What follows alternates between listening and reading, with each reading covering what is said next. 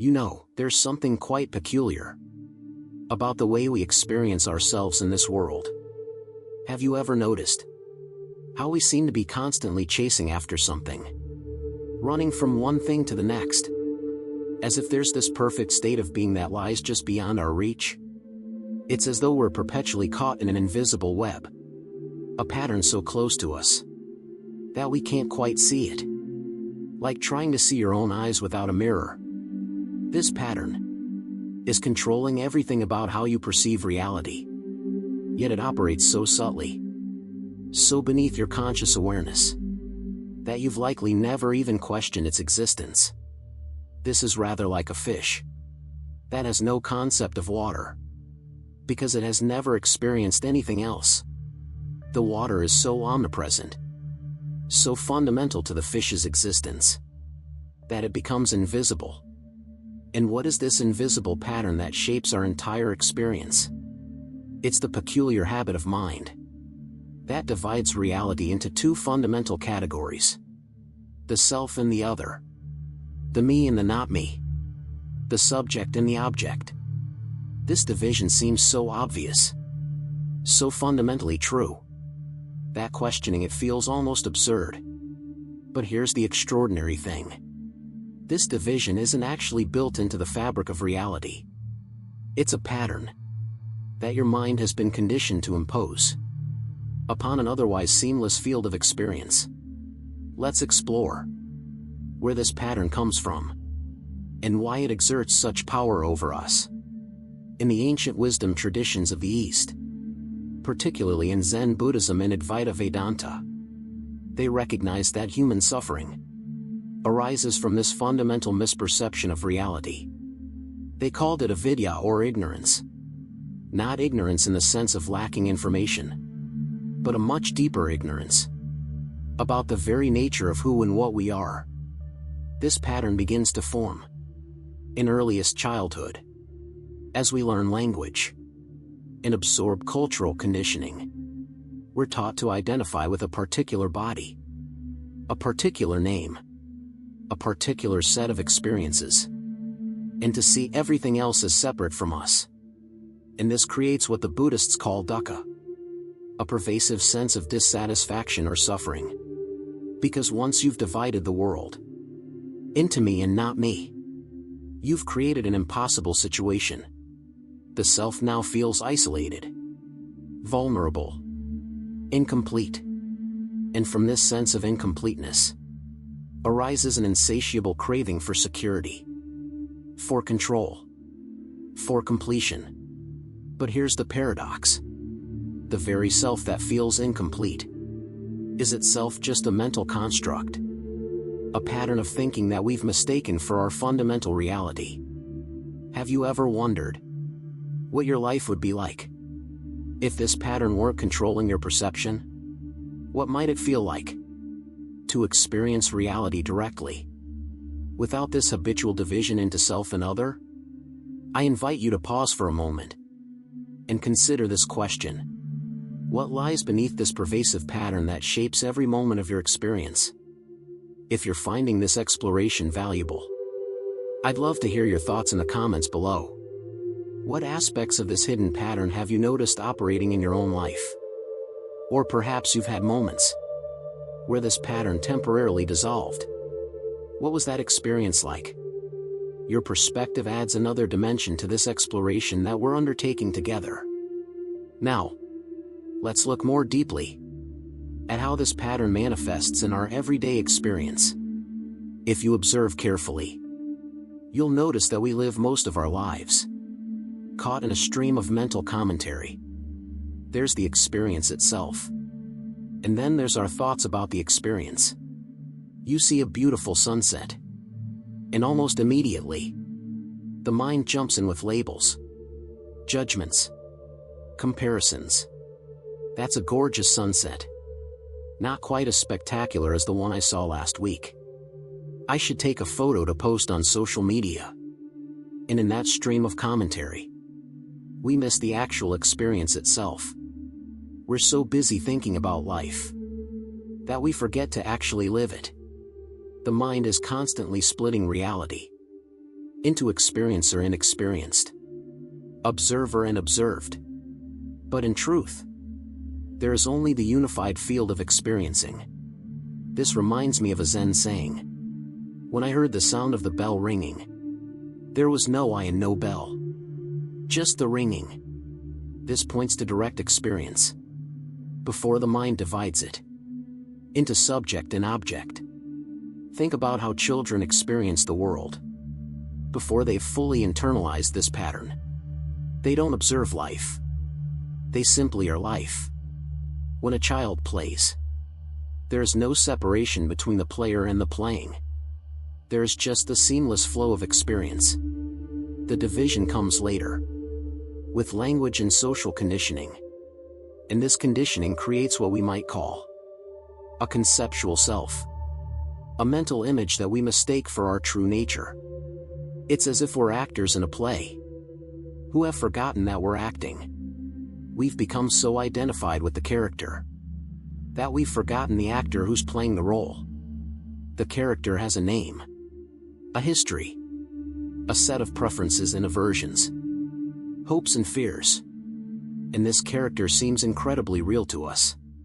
But if we look closely, we find something rather astonishing. This self that we take for granted is actually impossible to locate. If I ask you, where exactly are you? You might point to your body. But is your body really you? Which part exactly? Your cells are constantly dying and being replaced. The physical matter that made up your body 7 years ago is almost entirely different from the physical matter that makes up your body now. So what exactly has remained constant? Perhaps you'd say your memories make up who you are. But memories are notoriously unreliable, constantly being revised and rewritten. And most of your earliest experiences have been completely forgotten. So if you are your memories, who were you before you could remember? The truth is that this self that we're so concerned about is more like a process than a thing, more like a verb than a noun. It's not a fixed entity, but a dynamic pattern of experience, constantly changing, constantly flowing. And here we encounter one of the great paradoxes of human existence. The very thing that we're most certain of, our own existence as separate selves, turns out to be the most elusive when we actually look for it. It's like trying to grasp a handful of water. The tighter you squeeze, the more it slips through your fingers. This brings us to a profound realization that mystics and contemplatives have been pointing to across cultures and throughout history. The separate self that we've been defending and promoting our entire lives doesn't actually exist in the way we think it does. It's more like a character in a dream than a concrete reality. Now, I know this might sound rather abstract or philosophical, but the implications are immensely practical. Because this misperception, this hidden pattern controlling your mind, is the source of so much unnecessary suffering.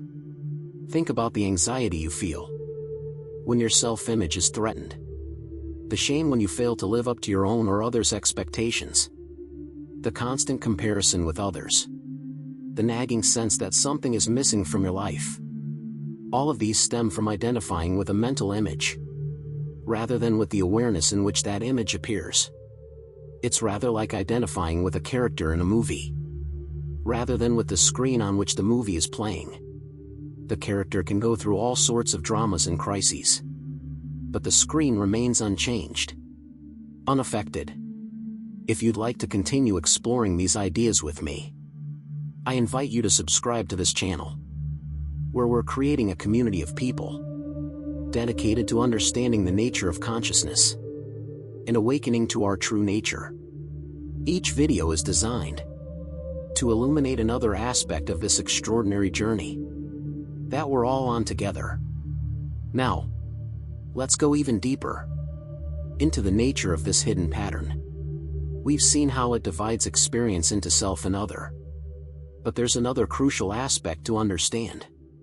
The pattern not only creates a false sense of separation, but it also creates a false sense of lack.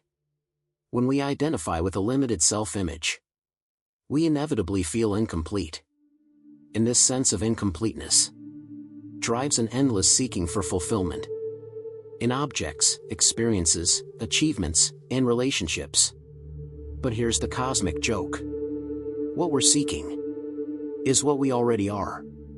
It's like the fish swimming desperately through the ocean in search of water, or the person who's searching everywhere for their eyeglasses, only to discover they've been wearing them the whole time.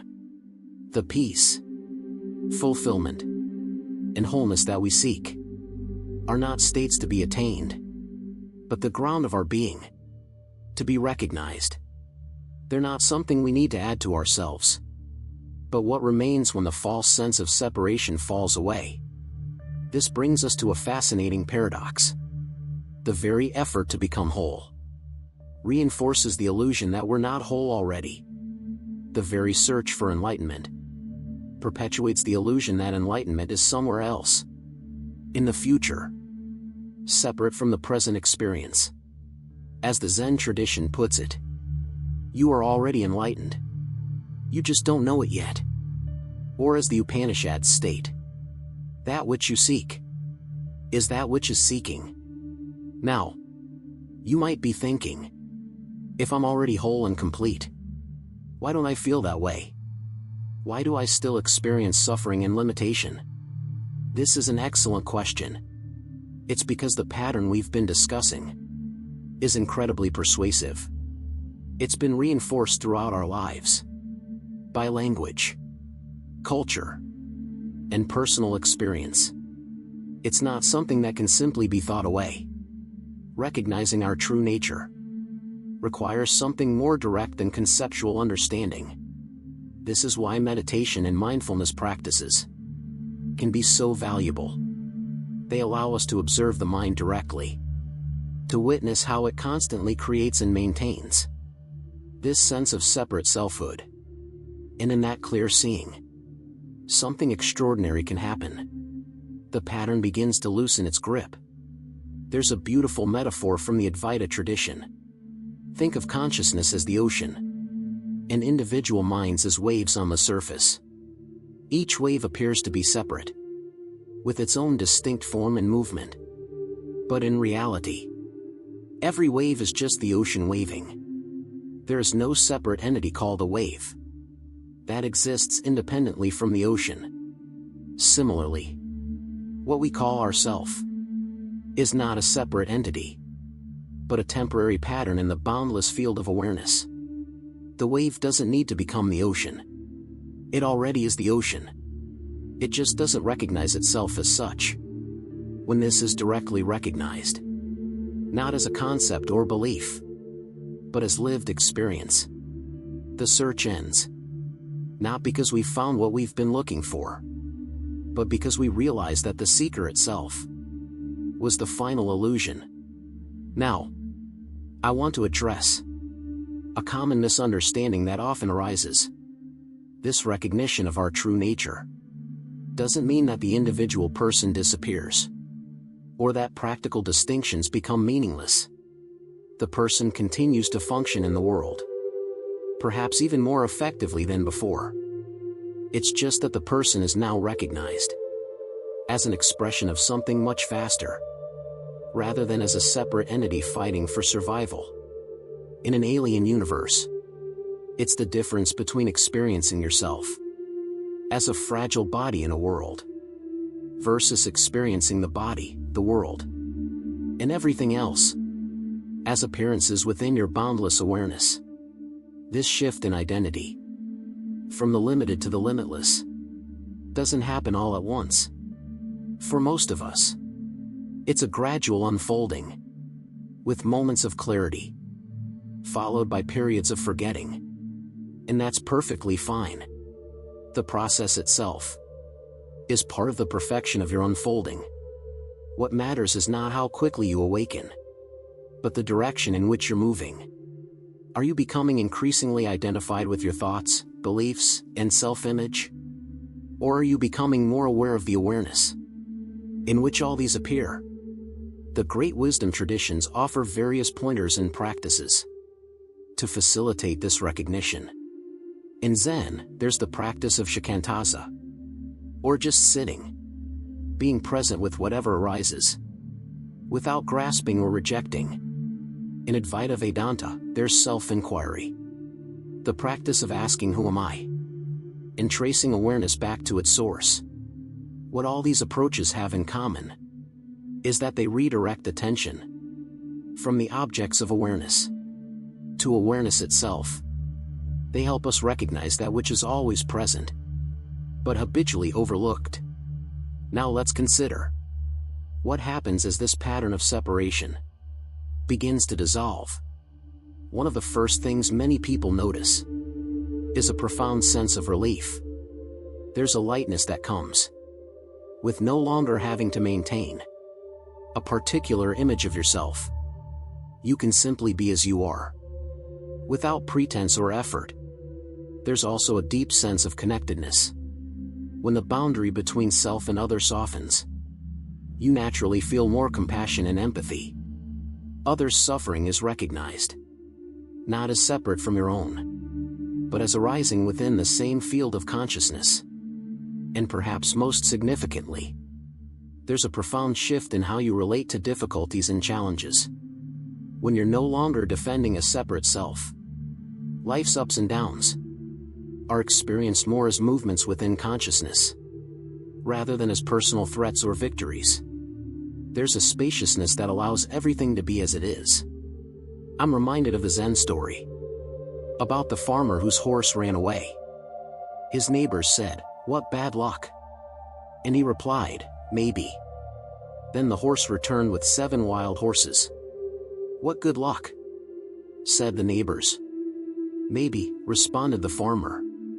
Then his son broke his leg while trying to tame one of the wild horses. "What bad luck?" "Maybe." Then the army came to conscript all able-bodied young men, but they couldn't take his son because of the broken leg. "What good luck?" "Maybe." This story illustrates the wisdom that comes with transcending the pattern of separation and judgment. Life is no longer divided into good and bad experiences, successes and failures. It's all recognized as the seamless unfolding of existence itself. Now, I want to acknowledge that what we're discussing here may seem quite different from how most people understand reality. The pattern of separation is so deeply ingrained in our collective consciousness that questioning it can feel disorienting, even threatening. But I invite you to hold this perspective lightly, as a possibility to be explored, rather than a belief to be adopted. Don't take my word for it. Test it against your own experience. Look for yourself, and see what you find. The beauty of this exploration is that it doesn't require you to change your life in any external way. You can continue with your work, your relationships, your daily activities. The only thing that shifts is how you relate to your experience. And yet, that shift changes everything. It's like the difference between watching a movie, completely absorbed in the drama, identifying with the characters, versus watching the same movie with the awareness that it's just light and shadow on a screen. The movie hasn't changed, but your relationship to it has. And that makes all the difference. As we move toward the conclusion of our exploration, I want to emphasize that recognizing the pattern of separation doesn't mean rejecting the relative world of form and difference. It's not about escaping from life, but about embracing it more fully, more intimately. When you no longer mistake the map for the territory, when concepts are recognized as concepts, rather than as reality itself, life becomes at once more ordinary and more miraculous. You can play the game of life with full engagement, while simultaneously knowing that it's just a game. This is what the Zen tradition calls returning to the marketplace with gift-bestowing hands. After the profound realization of your true nature. You return to ordinary life. But now you bring the gift of presence to every situation and relationship. The hidden pattern that has been controlling your mind begins to lose its grip. Not because you've fought against it, but because you've seen through it. Like waking from a dream, you realize that what seemed so solid and constraining was only ever a mental construct. And in that awakening, there's an extraordinary freedom. The freedom to be exactly as you are, without pretense or defense. The freedom to experience life directly, without the constant mediation of thought. The freedom to love without fear, to create without attachment, to live without regret. So I leave you with this invitation. Notice the pattern. Observe how the mind habitually divides experience into self and other, subject and object. And in that noticing, something remarkable happens. The pattern begins to dissolve, revealing what was always here, hiding in plain sight. The boundless awareness that you truly are. The mind that has been controlling you is not who you are. It's just what you've been watching. And in recognizing this, you are already free.